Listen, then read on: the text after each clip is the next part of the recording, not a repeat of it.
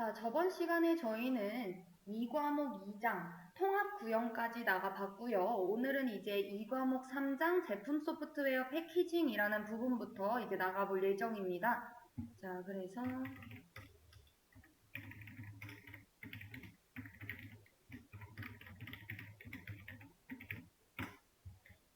자, 이거에 대한 교환은 저희 저번 시간에 저희 단체방에다가 업로드해 드렸고요. 그걸 확인해 주시면 될 것 같고, 자, 첫 번째 내용부터 해서 한번 나가보도록 하겠습니다. 자, 우리 제품 소프트웨어 패키징에서 시험 문제에 좀 자주 출제되는 부분인 우리 소프트웨어 패키징 부분입니다. 자, 이거는 뭔데? 라는 걸 우선 아셔야 돼요. 소프트웨어 패키징이라고 하는 게 뭐야? 라고 하면은 뭐라고 지금 써놨어요? 모듈별로 생성한 실행 파일들을 묶어서 배포용 설치 파일을 만드는 것을 이야기를 합니다. 자, 그러다 보니까 이 부분이 굉장히 중요해요. 개발자가 아니라 누구를 중심으로 진행을 한다? 사용자를 중심으로 진행을 한다. 만약 문제가 출제가 된다면은 사실 다른 것보다 이제 개발자를 중심으로 진행을 한다. 이런 식으로 꽈가지고 문제를 출제할 수 있고요. 자, 우선은 요것만 우선 제일 중요하게 확인을 해주시면 될 것 같습니다. 그 이외에도 소스 코드는 향후 관리를 고려를 해가지고 모듈화를 해서 패키징을 해야 한다라는 거고, 사용자가 소프트웨어를 사용하게 될 환경을 이해를 해가지고 이제 다양한 환경에서 소프트웨어를 이제 손쉽게 사용할 수 있도록 일반적인 형태로 이제 패키징을 한다라는 것까지 알아두시면 될 것 같습니다. 자, 이때 패키징을 할 때 고려해야 할 사항들이 몇 가지가 있는데요. 우선 첫 번째 뭐냐? 운영체제, CPU, 메모리 등에 대한 이제 필요한 최소 환경 등을 정의를 해줘야 됩니다. 이거를 이제 설치하기 위해서는 이런 운영체제에서만 가동이 되니까 너는 이런 운영체제를 사용을 해야 돼 라던가 아니면은 CPU도 이 정도 성능을 갖고 있어야지 가능해 라는 거. 자, 그리고 하드웨어와 함께 관리될 수 있도록 이제 매니지 서비스 형태로 이제 제공을 하는 것이 좀 좋습니다. 그러니까 소프트웨어를 단순히 패키징해서 배포하는 것으로 끝내는 것이 아니라 하드웨어하고 같이 관리될 수 있도록 하겠다라는 거죠. 자, 그리고 다양한 사용자의 요구사항을 반영해줘야 한다라는 겁니다. 자, 이 외에도 뭐 콘텐츠에 대한 암호화, 보안 이런 것들 고려해줘야 되고 복잡성, 비효율성 문제 고려해줘야 되고 제품 소프트웨어 종류에 적합한 암호화 알고리즘도 적용을 해줘야 합니다. 자, 그래서 문제 한번 살펴보도록 하겠습니다. 자, 소프트웨어 패키징에 대한 설명으로 틀린 것은 입니다. 자, 1번 봤더니 범용 환경에서 사용이 가능하도록 일반적인 배포 형태로 패키징이 진행된다. 이거 맞나요? 맞죠? 자, 그리고 고객의 편의성을 위해 매뉴얼 및 버전 관리를 지속적으로 해줘야 한다. 얘도 맞죠? 만약에 버전이 바뀌었다라고 하면은 그에 맞는 매뉴얼과 이런 것들을 계속적으로 관리를 해줘야 되는 건 거잖아요. 자, 그리고 3번. 신규 및 변경 개발 소스를 식별을 하고 이를 모듈화하여 사용 제품으로 패키징한다. 얘도 맞죠? 자, 패키징은 개발자 중심으로 진행된다. 이거 맞나요? 아니죠. 자, 우리 소프트웨어 패키징에서 가장 제일 중요한 키워드 뭐라고 했어요? 그쵸. 개발자가 아니라 사용자 중심으로 진행이 된다라고 했습니다. 자, 그렇기 때문에 해당 문제 정답은 4번입니다. 자, 그리고 다음 문제 한번 살펴보도록 할게요.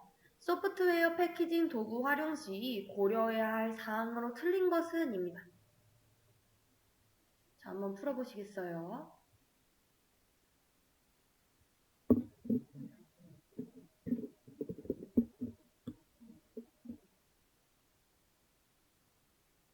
자, 우리 문제 한번 지금 살펴보면은 고려해야 할 사항으로 틀린 것은 이라고 얘기를 했습니다. 자, 우리 보게 되면은 제품 소프트웨어 종류에 적합한 암호화 알고리즘을 적용을 한다. 자, 이거 맞아요. 적합한 암호화 알고리즘을 적용을 해줘야 한다. 우리 이 친구 20년도에도 출제가 됐었기 때문에 문제은행에 분명히 들어가 있을 거고요. 여기 계신 분들 중에서 한 분은 푸실 수도 있는 문제인 겁니다. 자, 잘 알아두시고. 자, 그 다음 두 번째 보게 되면은 사용자 편의성을 위한 복잡성 및 비효율성 문제를 고려를 해야 한다. 자, 우리 복잡성과 비효율성 문제 고려해야 한다라고 했었죠. 자, 그리고 우리 3번 보게 되면은 보안을 위해서 이기종 연동을 고려하지 않아도 된다라고 했습니다.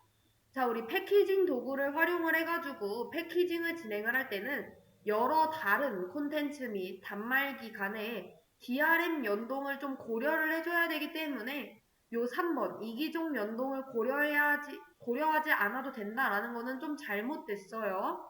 자, 그래서 다양한 이기종 연동을 고려를 해야 한다. 이기종이라는 거는 다른 기기라는 거예요. 그래서 얘가 우선 틀렸고, 자, 4번 보게 되면은 반드시 내부 콘텐츠에 대한 암호화 및 보안을 고려를 해야 한다라는 거? 예, 맞죠? 자, 그리고 이제 다음 문제로 넘어가 보도록 하겠습니다. 자, 릴리즈 노트입니다. 자, 릴리즈 노트는 개발 과정에서 정리된 릴리즈 정보를 소프트웨어의 고객과 이제 소프트웨어의 최종 사용자인 고객과 이제 공유를 하기 위해서 이제 작성한 문서인 겁니다. 자, 그래서 얘는 개선 작업이 있을 때마다 그것과 관련된 내용을 릴리즈 노트에 담아가지고 이제 제공을 해줘야 하고요. 개발팀에서 제공하는 소프트웨어 사양에 대한 최종 승인을 얻은 후 문서화되어 제공이 됩니다. 이해되실까요? 자, 그래서 이런 초기 버전 작성 시에 고려해야 할 사항들이 몇 가지가 있는데, 자, 우리 첫 번째 보게 되면은 머릿말, 개요, 목적, 문제 요약, 재현 항목, 수정 개선 내용, 사용자 영향도, 소프트웨어 지원 영향도, 노트, 면책 조항, 연락처 등이 있습니다. 자, 우리 문제를 보게 되면은 필기에서는 따로 출제가 되지는 않았었는데, 요 초기 버전 작성 시 고려해야 할 사항 중에 항목, 요 머릿말이 이제 20년도 1회차 실기에 기출로 이제 출제가 된 적이 있어요. 자, 그렇기 때문에 실기에서 나온 게 필기로 이렇게 전향이 돼서 나오는 경우들도 있기는 하거든요. 자, 그래서 요 머릿말에 대해서는 알아두셨으면 좋겠고요. 자, 우리 머릿말에는 어떤 내용들이 이제 작성이 되느냐? 릴리즈 노트 이름, 뭐 릴리즈 날짜, 소프트웨어 이름, 뭐 릴리즈 버전 이런 것들이 이제 작성이 되고 개요에는 이제 뭐 소프트웨어나 뭐 변경되는 전체에 대한 간략한 내용들이 우리 책에도 보면 개요 작성되어 있잖아요. 그런 거하고 좀 비슷하다라고 볼 수 있고요. 목적은 만약에 새로운 기능이라던가 수정된 기능들이 좀 생겼어요. 그러면은 그거에 대한 목록들 그리고 그 릴리즈 노트의 목적에 대해서 간략한 개요를 이제 작성을 하면 된다라고 생각을 하면 되고 우리 문제 요약이라고 하는 거는 이제 버그가 생겼을 때 우리가 이 버그를 수정을 해줬잖아요. 그 수정된 버그에 대한 간략한 설명이라던가 릴리즈 추가 항목에 대한 요약들을 이제 문제 요약 부분에다 작성해 주시면 되고 재현 항목이라는 거는 우리가 이 버그를 어떻게 발견을 했는지 그 발견 과정에 대해서 설명을 해주시면 되는 겁니다. 자, 그리고 수정 개선 내용이라는 거는 이 버그를 어떻게 수정을 했는지, 어떻게 개선을 했는지에 대한 내용을 간략하게 작성을 해주시면 되고, 사용자 영향도라는 거는 사용자가 다른 기능들을 사용하는 데 있어가지고, 이 해당 릴리즈 버전에서 기능 변화가 미칠 수 있는 영향에 대한 설명. 자, 그리고 소프트웨어 지원 영향도라는 거는 이제 해당 릴리즈 버전에서의 기능 변화가 다른 응용 프로그램들을 지원하는 프로세스에 미칠 수 있는 영향에 대한 설명, 노트에는 뭐 소프트웨어, 하드웨어 설치해야 되는 것들, 참고해야 할 것들, 업그레이드 뭐 이런 것들, 면책 조항은 우리 법률 있잖아요. 회사라던가 소프트웨어하고 관련해가지고 뭐 불법 복제 금지라던가 뭐 프리웨어라던가 이런 것들 참조할 사항들이 작성이 되며 연락처는 만약에 이거를 이제 사용을 함에 있어서 사용자가 문의 응대를 어디로 해야 되는지, 문의를 어디로 해야 되는지 그 연락처에 대한 정보가 작성이 되어야 한다라는 겁니다. 자, 그래서 얘네들은 그냥 이런 것들이 있구나 정도만 아시면 되고 딥하게는 아실 필요 없는데 이제 내용 중에서 하나만 더 보자면은 머릿말 정도는 좀 알아두셨으면 좋겠다라고 말씀을 드리는 겁니다. 자, 그리고 사실 릴리즈 노트는 개발 과정에서 정리된 정보를 사용자하고 공유하려고 작성한 문서이기 때문에 개발 과정에서 확인할 수 없는 내용이 이제 만약 나오게 된다. 그거에 대한 설명을 했다라고 하면은 사실 이 문제는 이제 정답을 쉽게 파악을 하실 수가 있을 것 같고요. 그 다음은 이제 디지털 저작권 관리에 대해서 한번 살펴보도록 하겠습니다. 자, 얘도 우리 이 과목에서는 좀 중요한 부분에 해당이 되고요.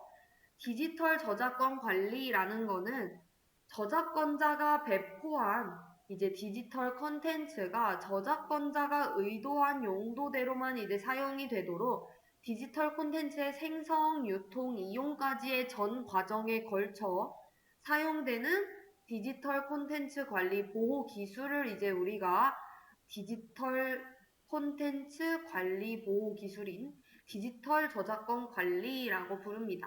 자, 지금 여기 보면 오타가 하나 발생했는데 디지털 저작권 관리의 흐름입니다. 자, 그래서 어떤 식으로 이제 흘러가느냐, 어떤 구성 요소들이 있느냐라고 하면은 요 사진을 참고를 해주시면 좋을 것 같습니다. 자, 우리 보게 되면은 지금 클리어링 하우스, 콘텐츠 제공자, 콘텐츠 분배자, 콘텐츠 소비자 이런 식으로 있어요. 자, 얘네들을 이제 살펴봤을 때 콘텐츠 제공자라고 하는 거는 이제 이 콘텐츠를 제공하는 저작권자를 이야기를 합니다. 자, 그래서 콘텐츠를 진짜 제공하는 사람이라고 생각을 해주시면 될 것 같고 콘텐츠 분배자는 그 암호화된 콘텐츠를 유통하는 곳일 수도 있고 유통하는 사람일 수도 있고 어쨌든 이 제공자로부터 콘텐츠를 받아 이걸 이제 판매하는 사람이 이제 콘텐츠 분배자인 겁니다. 자, 그리고 콘텐츠 소비자라는 거는 당연히 이 콘텐츠 분배자로부터 이제 콘텐츠 제공자가 등록해 놓은 그 콘텐츠를 구매해서 사용하는 주체가 이제 콘텐츠 소비자가 될 거고요. 자, 그리고 클리어링 하우스라는 거는 뭐냐? 이런 저작권에 대한 사용 권한이라던가 라이센스 발급, 뭐 암호화된 키 관리, 사용량에 대한 결제 관리 같은 것들을 이제 수행하는 곳이 클리어링 하우스입니다. 자, 그래서 사용 권한이라던가 라이선스 발급, 결제 관리라는 키워드가 뜨게 되면은 사실상 클리어링 하우스라고 이해를 해 주셔야 하고 자, 그 다음 이제 보게 되면은 몇 가지가 더 있는데 우리 패키저라는 거는 뭐냐? 콘텐츠를 이제 설명 데이터인 메타데이터하고 함께 배포 가능한 형태로 묶어서 암호화하는 프로그램이 이제 패키저인 거고요. 그래서 지금 콘텐츠 제공자에 보면은 패키저라고 하는 게 있죠, 여기. 얘에 대한 설명이었었던 거고, 지금 보면은 DRM 컨트롤러라고 해서 소비자에 이제 보면 있는데, 자, 배포된 콘텐츠의 이용 권한을 통제하기 위해서 이제 사용이 되는 겁니다. 자, 이 DRM 컨트롤러 같은 경우에는 우리가 어떨 때 이제 또 사용이 되느냐? 제가 조달청에서 일을 하는 경우가 좀 있어가지고 조달청에서 보면은 우리가 나라장터라는 시스템을 통해가지고 뭐 우리 학교인데 뭐 의자를 한 30개 정도 구입을 하려고 해 이러면은 이제 업체들이 제안서를 제출을 합니다. 우리 업체는 이런 의자는 뭐 나무 형태가 뭐 얼마나 좋고 뭐 아니면 뭐 키높이가 되고 허리에도 뭐 좋고 막 이런 식으로 해가지고 자기 기업에 대한 것들을 이제 내용을 보내고 또 우리는 의자를 이 정도 가격에 판매를 할 거야. 이런 식으로 하면은 이제 그 제안서를 확인을 해야 되는 건 거잖아요. 파일을. 이때 그 파일에 대한 시간을 설정을 해놓습니다. 이 사람들이 다른 업체한테 이런 내용을 또 유포를 할 수가 있고 이렇기 때문에 DRM 프로그램을 설치를 해가지고 캡처가 안 되게끔 이제 방지를 하고 또 그 파일에 비밀번호 설정을 해가지고 이 비밀번호를 아는 사람들만 열어볼 수 있게끔 하거나 아니면은 시간을 설정을 해가지고 이 파일이 이 날짜, 이 시간에만 열리게끔 확인을 할 수 있게끔 합니다. 자, 이런 것처럼 그 콘텐츠에 대한 이용 권한을 통제하기 위한 그게 이제 DRM 컨트롤러라는 거고 프로그램이에요, 프로그램. 자, 그리고 보안 컨테이너라는 거는 콘텐츠 원본을 안전하게 유통하기 위한 전자적 보안 장치를 이야기를 합니다. 자, 그래서 요거 알아두시고 요 그림으로 이제 쉽게 한번 싹 알아두시면 될 것 같아요. 자, 그래서 문제 한번 살펴보도록 하겠습니다. 저작권 관리 구성 요소에 대한 설명으로 틀린 것은 입니다.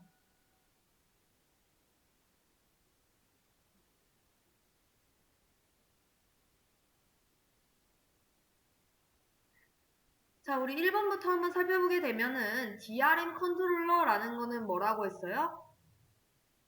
우리 이용 권한을 통제를 해서 뭐 보는 시간을 이제 설정을 한다라던가 캡처가 안 되게끔 한다라던가 요런 거 하는 친구 프로그램이 DRM 컨트롤러라고 했었고 클리어링 하우스라고 하면은 사실상 제가 사용 권한, 라이선스 발급, 결제 관리 같은 것들을 수행한다라고 했었죠. 자, 얘 맞습니다.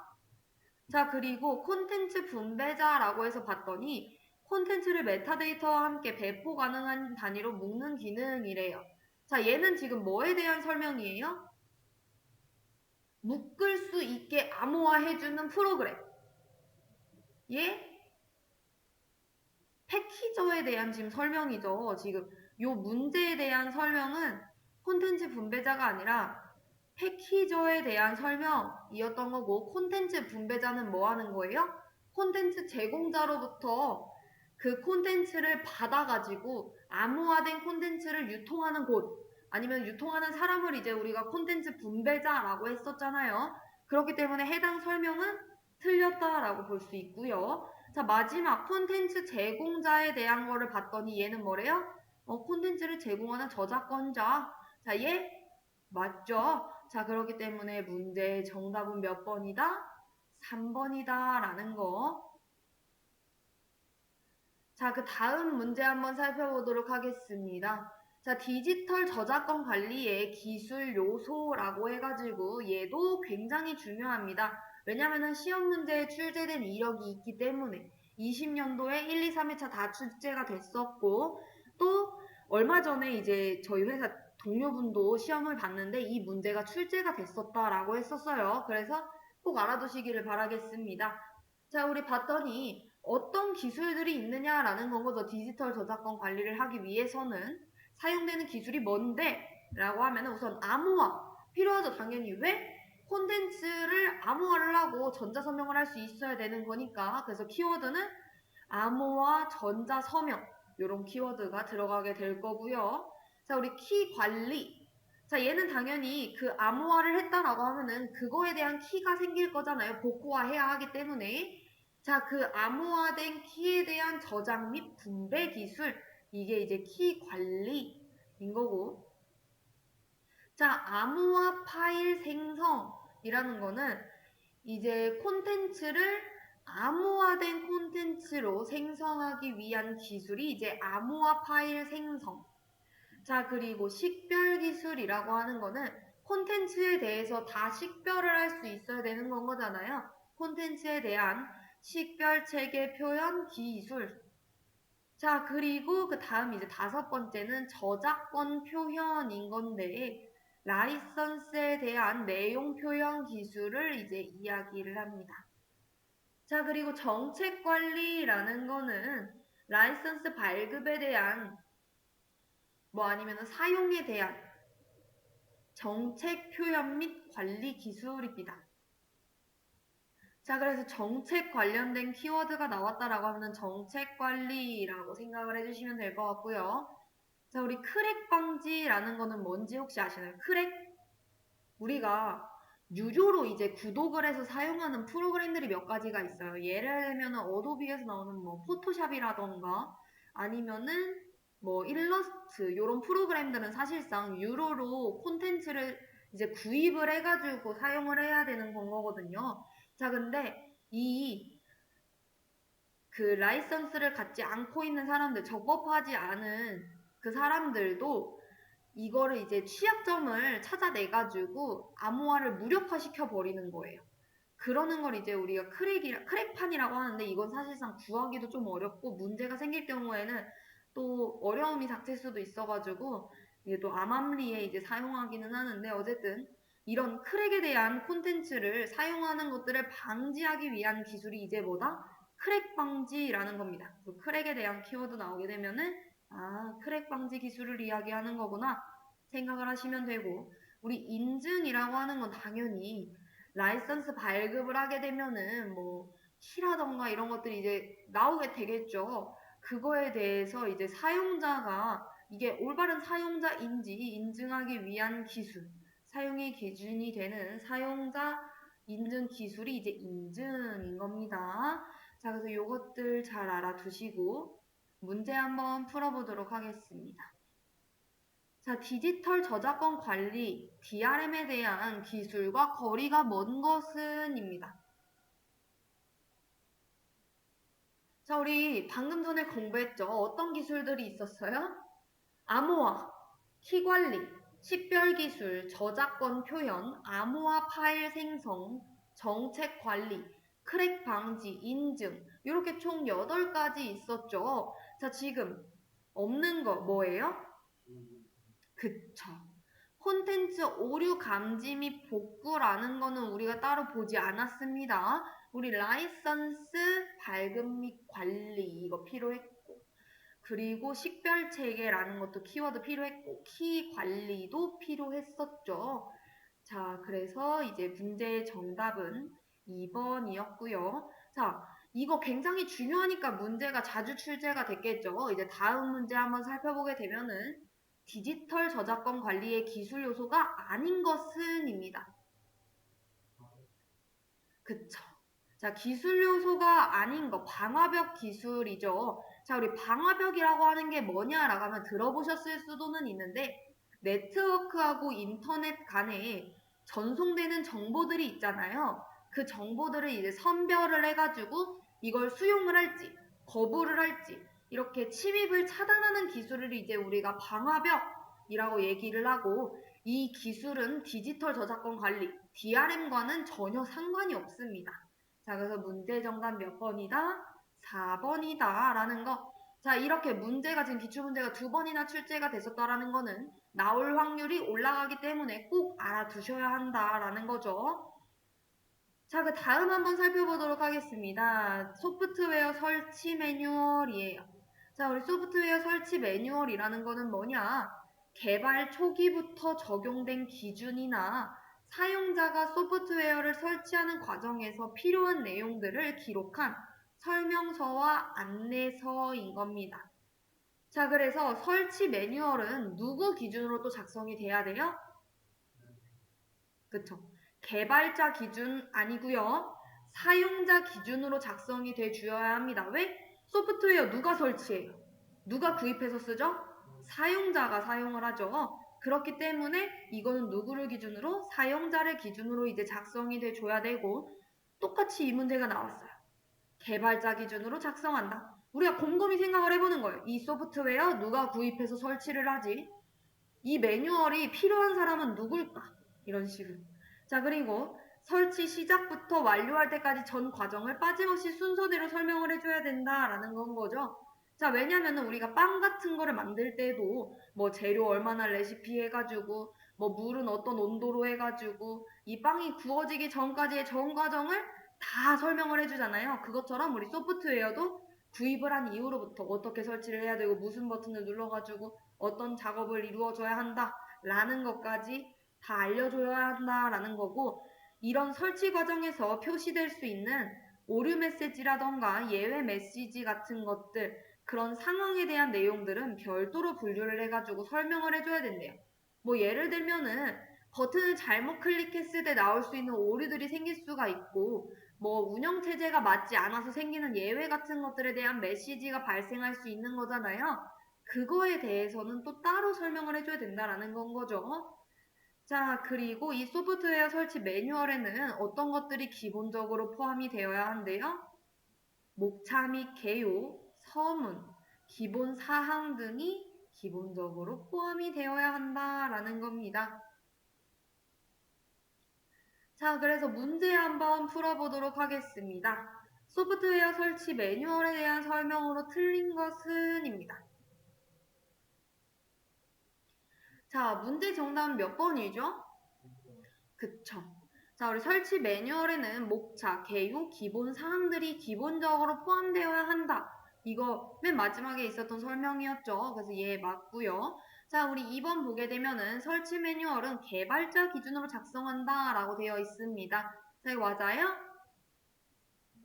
아니죠. 자, 우리 사용자가 소프트웨어를 구입한 다음에 설치를 하려고 할 때 참고할 수 있도록 이제 매뉴얼을 만들어 주는 건데 개발자 기준으로 작성이 되는 거는 맞지 않다라는 거죠. 사용자 기준으로 작성이 되어야 한다라는 거. 이 소프트웨어 사용자 매뉴얼을 작성을 할 때에는 그 소프트웨어의 가장 최적화된 운영체제만을 대상으로 설명하는 게 아니라 사실 다양한 환경에 대비를 해가지고 그 정보들도 모두 포함이 되도록 작성이 되어야 하고 얘도 혹시 꽈서 내는 문제가 있을까봐 설명을 드렸습니다. 자, 그리고 이제 설치 시작부터 완료할 때까지 전과정 작성되어야 한다. 얘 맞고 예외 사항도 당연히 이제 설명이 되어야 한다라는 거죠. 그래서 해당 문제 정답 2번이었습니다. 자, 그 다음 한번 살펴볼까요? 설치 매뉴얼 작성 방법입니다. 자, 설치 매뉴얼이 이제 설치 과정을 사용자가 쉽게 이해할 수 있도록 설치 화면을 누락 없이 캡처를 하고 순서대로 상세하게 설명을 해야 한다라고 했잖아요.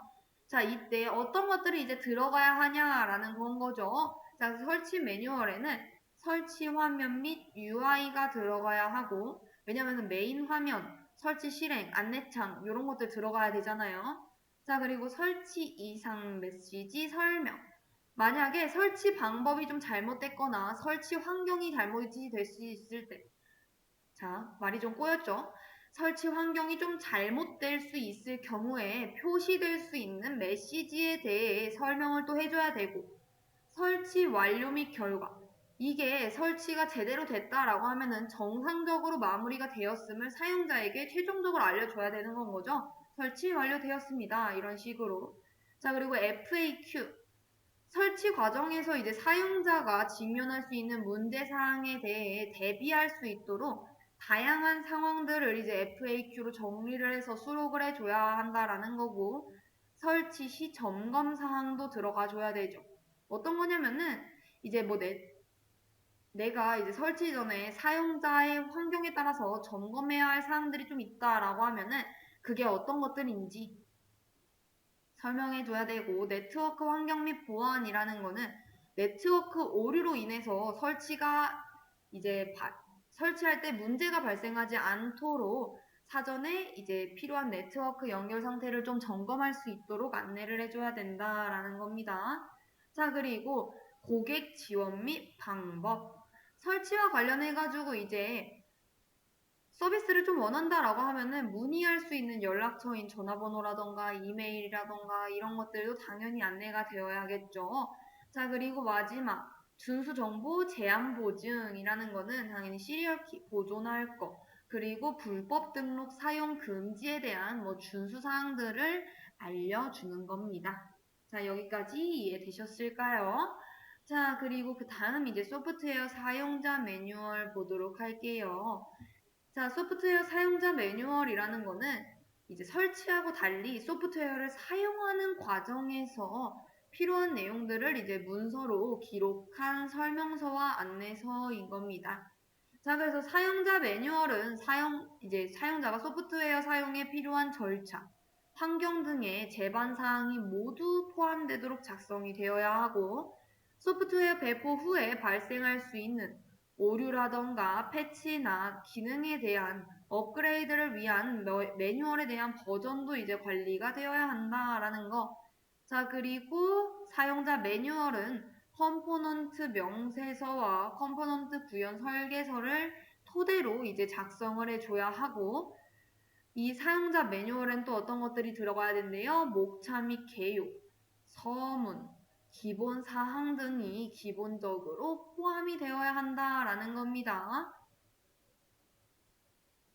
자, 그래서 이 사용자 매뉴얼을 작성하는 방법에는 아까와 동일하게 당연히 누락 없이 상황별로 캡처돼서 이제 순서대로 상세히 설명해 줘야 하고, 이 사용자 및 UI라는 건 당연히 주의사항, 참고사항 기술해주고, 우리 응용 프로그램 및 설정이라는 거는 이 소프트웨어를 구동을 했을 때 함께 실행해도 되는 프로그램은 이런 것들이 있고, 또는 함께 실행하면 안 되는 프로그램에는 이런 것들이 있어 라는 거를 이제 이야기를 해주고, 장치 연동이라는 거는 만약에 이 소프트웨어가 어떤 장치 내에 이제 들어가 있는 경우들이 있죠. 자, 그럴 때는 그 장치에 대해서도 설명을 해줘야 합니다.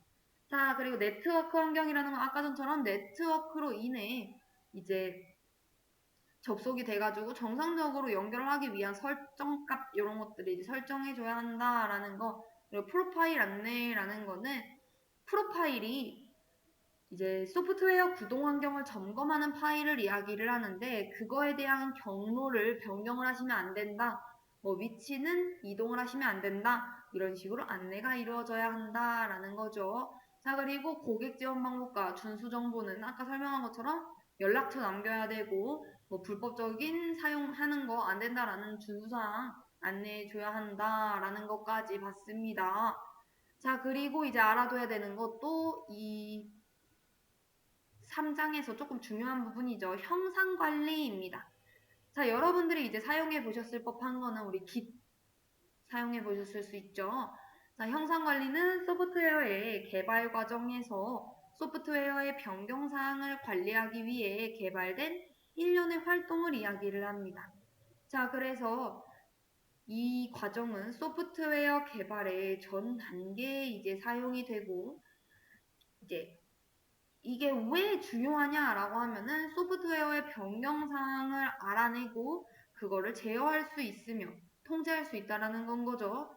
자, 그리고 그 소프트웨어 개발에 대한 이제 전체적인 비용을 줄일 수가 있고, 개발에 대한, 그리고 그 개발에 대한 여러 방해 요인이 최소화되는 것을 보증하는 것을 목적으로 합니다.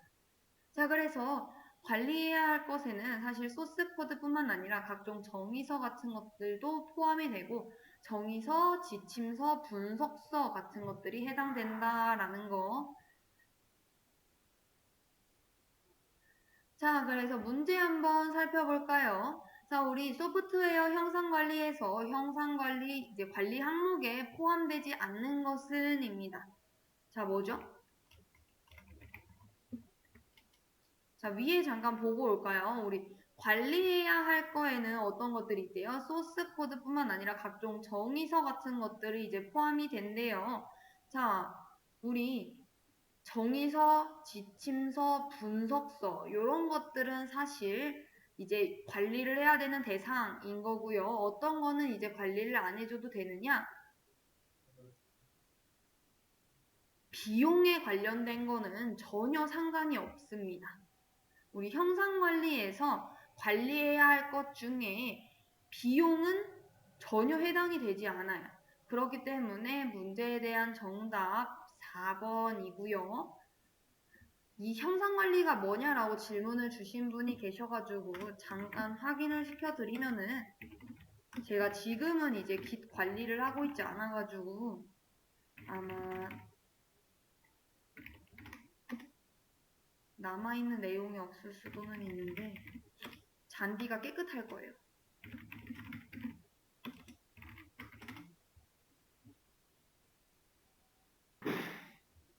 뭐 예를 하나 들게 되면은, 제가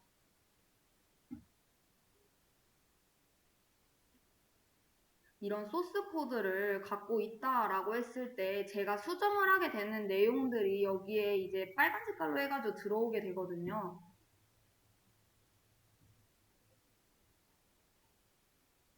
이런 식으로 어떤 것들이 변했는지 이런 것들이 이제 삭제가 되고 얘는 이제 여기에 그러니까 요 렌더 대신에 요 get 오브젝트 이런 식으로 해가지고 추가를 시켰고 뭐 요 내용들이 계속 들어간다. 이 소스 코드 다 지워버렸고 이 내용들만 들어왔다.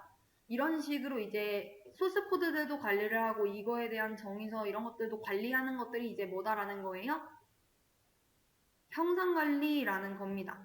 얘네들이 왜 중요하냐라고 하면은 자 이제부터 보는 건 거죠. 자 변경 사항을 체계적으로 추적하고 통제하는 것이 가능합니다. 아까 전에 본 것처럼 삭제되는 거는 빨간 색깔로 보이고 또 추가된 거는 초록 색깔로 또 추가되고 이런 식으로 되잖아요.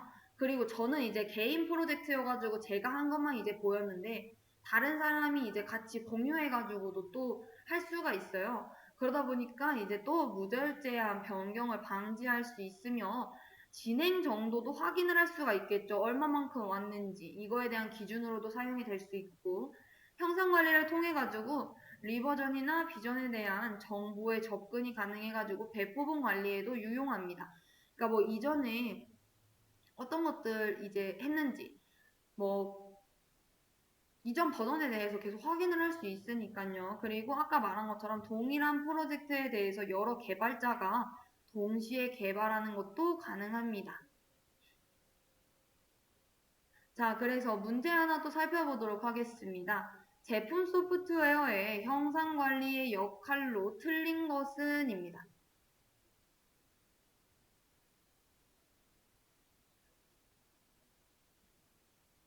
자, 몇 번이죠?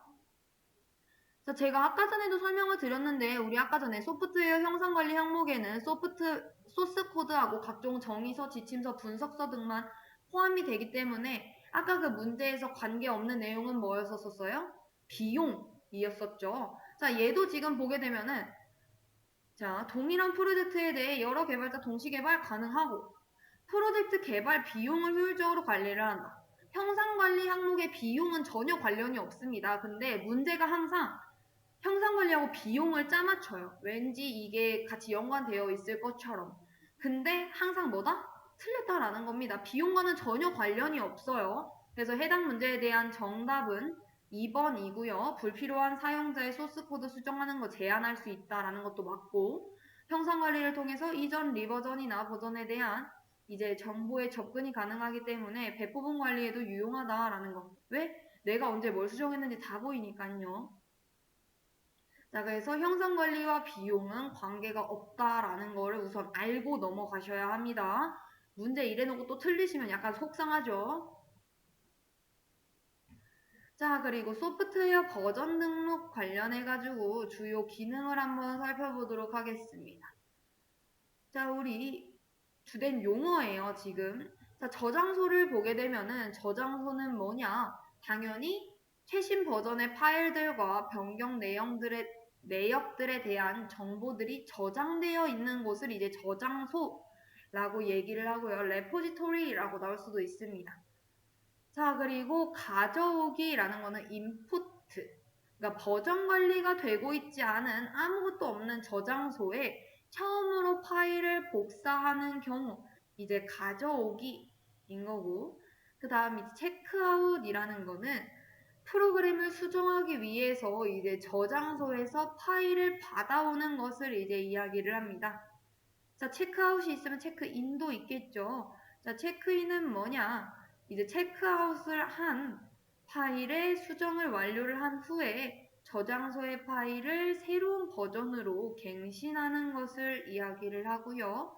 자, 커밋이라는 거는 체크인을 수행을 할 때 이전에 갱신된 내용이 있을 경우에는 이거랑 이거랑 겹치는데 충돌났어 이렇게 알려주고 우리 diff 도구를 통해 가지고 수정을 한 후에 갱신을 완료할 수 있도록 자 그래서 이 도구가 뭐냐면은 이쪽에 이전 버전, 이쪽에 지금 내가 최종 작성한 버전 이렇게 해가지고 여기 지금 얘네들 간에 소스 코드가 달라가지고 충돌이 발생했는데 이거 얘가 맞는지 이쪽이 맞는지 네가 확인해줘. 이렇게 해서 이제 갱신을 완료를 하면 되고요.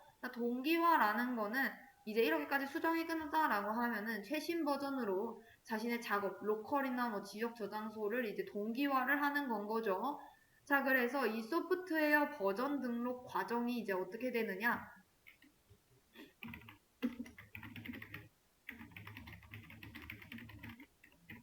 자, 첫 번째, 임포트.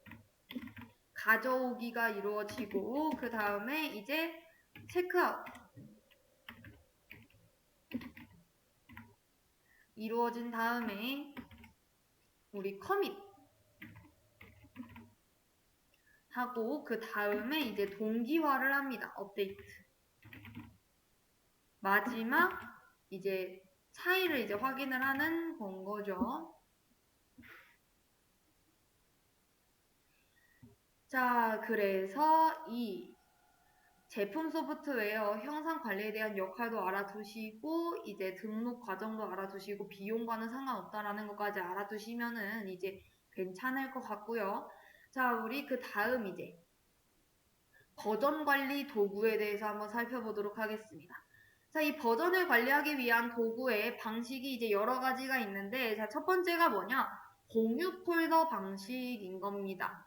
자, 공유 폴더 방식은 뭐냐?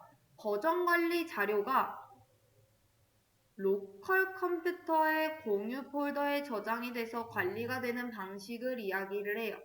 자, 그래서 얘의 특징은 개발자들이 개발이 완료된 파일을 약속된 그 폴더에다가 매일매일 복사를 하고 그 담당자가 있다라고 하면은 그 담당자는 공유 폴더의 파일을 자기 PC로 복사를 해가지고 이제 컴파일을 한 후에 이상이 있는지 없는지 확인을 해서 그 파일의 변경 사항을 데이터베이스에 관리를 하면서 이제 사용을 합니다.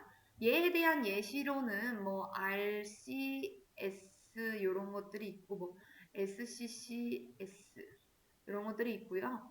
자, 우리 클라이언트 서버 방식이라고 하면은 버전 관리 자료가 중앙 시스템, 즉 서버에 저장이 돼서 관리되는 방식을 이야기를 합니다. 자, 그러다 보니까 서버의 자료를 얘처럼 맨날 복사를 해가지고 다운로드 받는 게 아닌 개발자별로 자신의 PC로 복사를 해가지고 작업을 한 후에 그 내용을 이제 중앙 서버에 반영을 해서 모든 버전 관리는 당연히 그 중앙 시스템인 서버에서 수행이 될 거고요.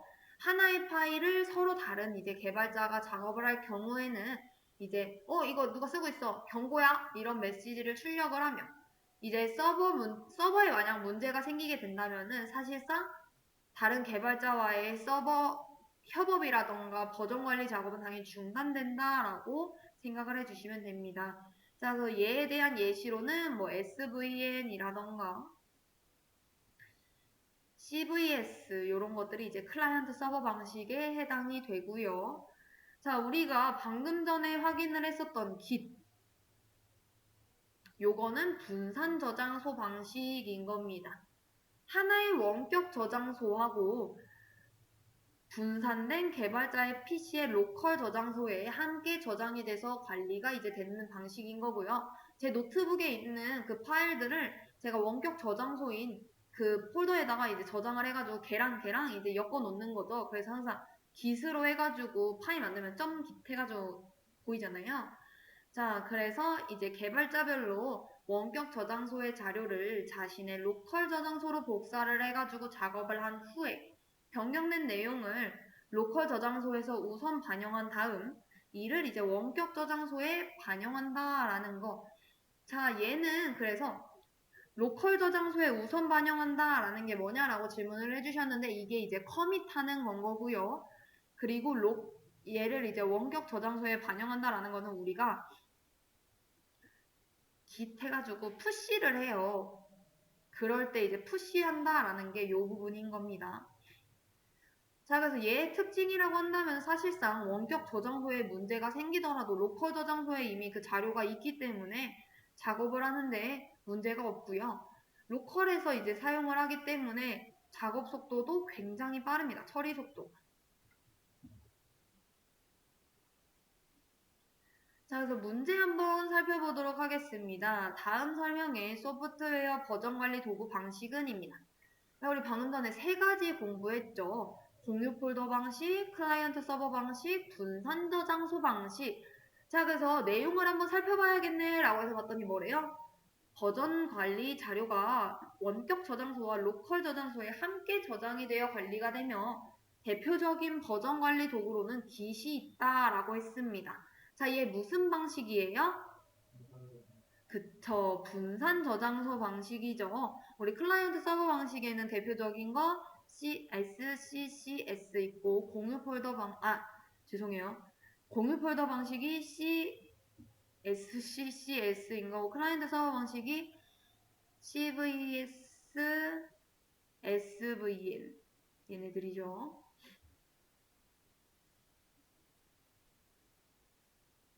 자, 그래서 지금 보게 되면은 SVN에 대한 지금 설명을 하고 있습니다. 자, 얘 같은 경우에는 지금 서브 버전 CVS를 개선한 것이다 라고 생각을 해주시면 될 것 같고요. CVS도 SVN도 둘 다 클라이언트 서버 방식이며 얘네는 아파치 소프트웨어 재단에서 2000년에 발표를 했고 모든 개발 작업은 청크 디렉터리에서 이제 수행이 되며 추가 작업은 브랜치 디렉토리 안에 이제 별도의 디렉토리를 만들어가지고 작업을 완료를 한 후에 트렁크 디렉토리하고 병합을 하면 된다라는 겁니다. 자, 그래서 이 커밋을 할 때마다 리버전이 1씩 증가가 되며 그리고 서버는 주로 유닉스를 사용을 합니다. 그리고 얘는 오픈소스이기 때문에 무료로 사용하는 것이 가능하고 이 SVS의 단점이었던 파일이나 디렉토리의 이름 변경과 이동 같은 것들이 가능하다라는 것. 디렉토리라고 하는 거는 폴더라고 생각을 해주시면 됩니다. 자, 그래서 이 서브 버전에 대한 이 명령어들에는 어떤 것들이 있느냐라는 건 거죠. 자, 그래서 확인을 해봤더니 add, commit, update 이런 것들이 있대요. 자, 얘네들도 잠깐 빠르게 정리를 하면은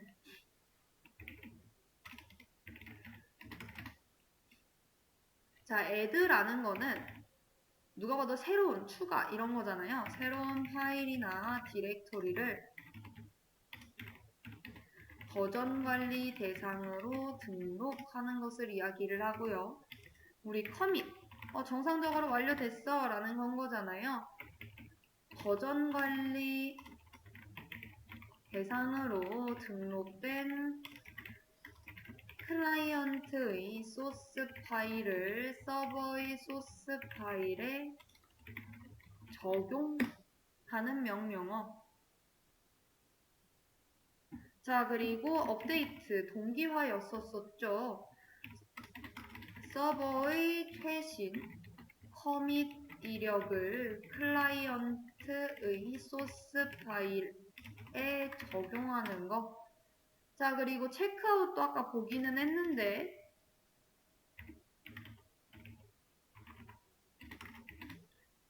버전 관리 정보와 소스 파일을 서버에서 클라이언트로 받아오는 것. 자, 그리고 락 아니면은 unlock. 자, 이거 누가 봐도 잠그고 풀고 이거잖아요. 서버의 소스 파일이나 디렉토리를 잠그거나 해제하는 것을 이야기를 합니다. 자, 그리고 이제 임포트. 자, 이거는 아무것도 없는 서버의 저장소에 맨 처음 소스 파일을 저장하는 명령어로 한 번 사용한 후 다시 사용하지 않습니다.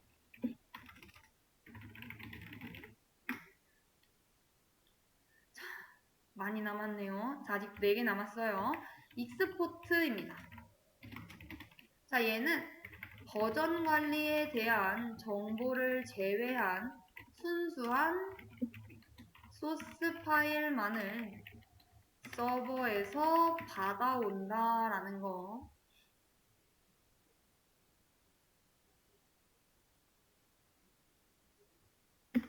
자, 그리고 info라는 거는 지정한 파일에 대한 위치나 마지막 수정 일자 등에 대한 정보를 표시하는 것.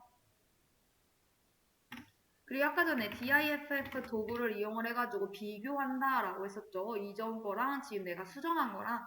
자, 이것처럼 지정된 파일이나 경로에 대해 이전 리비전과의 차이를 표시해야겠다. 마지막 merge, 병합이죠. 다른 디렉토리에서 작업된 버전 관리 내역을 기본 개발 작업과 병합, 죄송해요.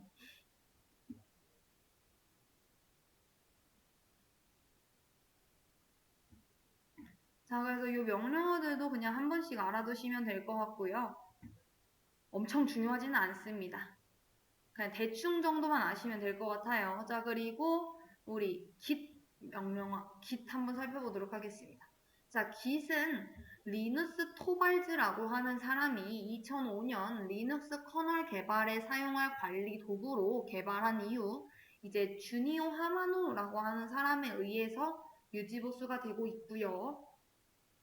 원격 저장소는 이제 여러 사람들이 협업을 하기 위해 버전을 공동 관리하는 곳으로 이제 자신의 버전 관리 내역을 반영 푸시하거나 다른 개발자의 변경 내용을 가져올 때, 패치할 때 이제 사용이 되고, 지금 보게 되면은 이제 분산 버전 관리 시스템으로서 지역 저장소와 원격 저장소가 존재하며, 원격 저장소와 네트워크에 문제가 있는 경우에도 지역 로컬 저장소에서 버전 관리 작업이 가능하기 때문에 장애나 장소에 구애받지 않고 협업이 가능하다라는 특징이 있습니다. 자, 그리고 브랜치를 이용을 하게 되면은 기본 버전 관리 틀에 영향을 주지 않으면서 다양한 형태의 기능으로 테스팅하는 것이 가능하다라는 거. 자, 그래서 파일의 변화를 스냅샷으로 저장을 해서 스냅샷은 이전 스냅샷의 포인터를 가지기 때문에 버전의 흐름을 파악하는 것도 가능하다라는 건 거죠. 자, 그래서 우리 git에 주요 명령어가 있는데 요거 보면은 우리 git add 하면은 당연히 그 작업 내용을 로컬 저장소에 저장하기 위해서 이제 추가한다라는 건 거고, commit이라고 하는 거는 이거 완료했으니까 작업 내용을 로컬 저장소에 저장해줘 라는 거.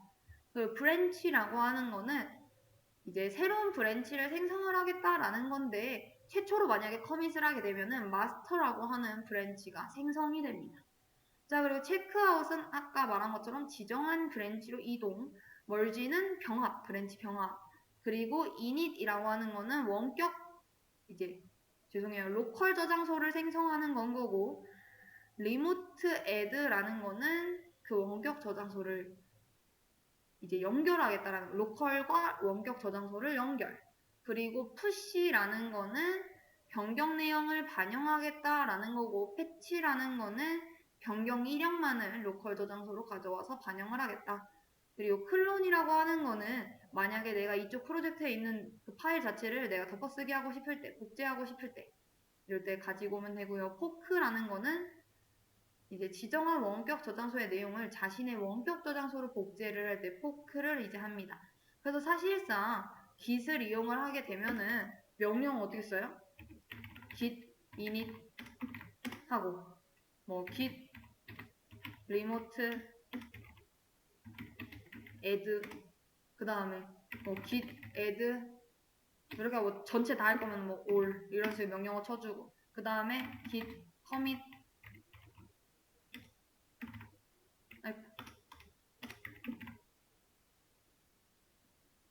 해가지고 이제 작업 내용 로컬 저장소에 저장해 준 다음에 이제 git push 요 순서로 맨날 명령어 해가지고 그 git이라고 하는 GitHub 이용해서 올려놓는 건 거죠.